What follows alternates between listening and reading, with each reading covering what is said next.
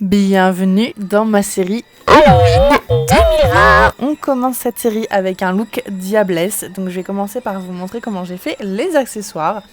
C'est super simple pour aujourd'hui, j'ai juste pris un serre-tête hyper classique en plastique tout simple sur lequel j'ai collé 2 cornes de diable que j'avais trouvées dans un magasin de déguisement et je les ai collées avec de la colle au pistolet à colle. Très très simple pour aujourd'hui. Je mets ensuite mes lentilles, c'est des lentilles qui viennent de chez Fashion Lentilles, d'ailleurs j'ai un code promo si ça vous intéresse. Et ensuite je passe à mon teint, donc j'utilise des fards gras et un rouge à lèvres pour faire la base de mon teint. Et je vais tout faire en rouge comme vous pouvez le voir.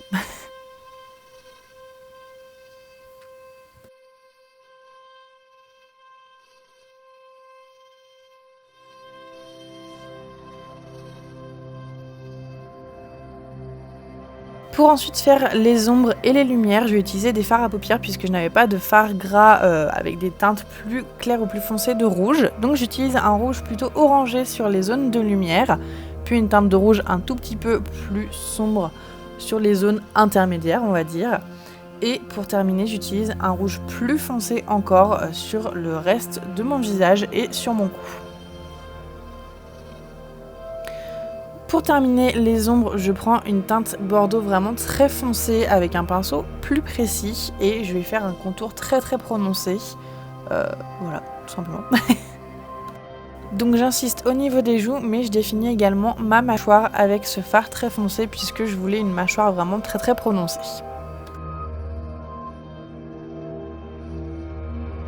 Je vais aussi légèrement faire mon nez et ensuite je repoudre le tout avec une poudre transparente parce que j'avais l'impression que le fard était encore très très brillant. Et je voulais pas que ça soit trop brillant sur les photos ou en vidéo justement. On va ensuite passer aux sourcils, donc pour ça j'utilise un rouge à lèvres liquide noir, mais on peut aussi utiliser un gel liner tout simplement. Moi j'aime bien le rouge à lèvres liquide parce que je sais que ça tient bien et que c'est assez facile à travailler au pinceau. Donc je fais des sourcils assez droits et assez fins, je voulais pas des sourcils très arqués. Pour tout simplement allonger mon visage et donner un air aussi un petit peu plus sévère.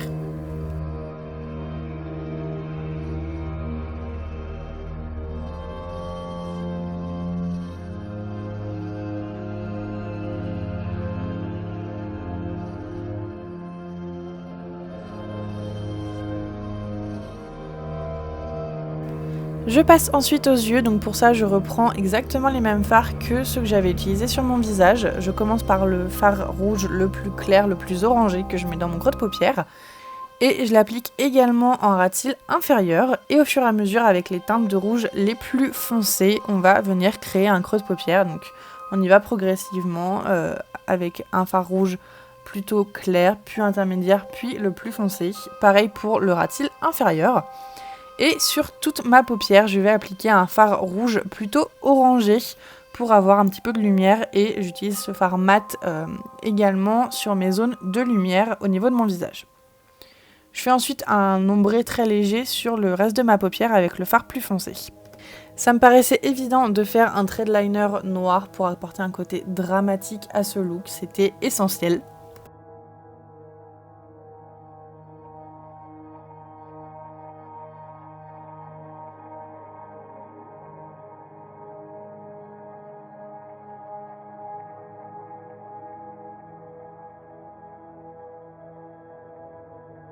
Et je vais également apporter un côté plus sombre à mon ras de cils inférieur en mettant du crayon noir dans la muqueuse que je viendrai ensuite fondre dans mon ras de cils inférieur.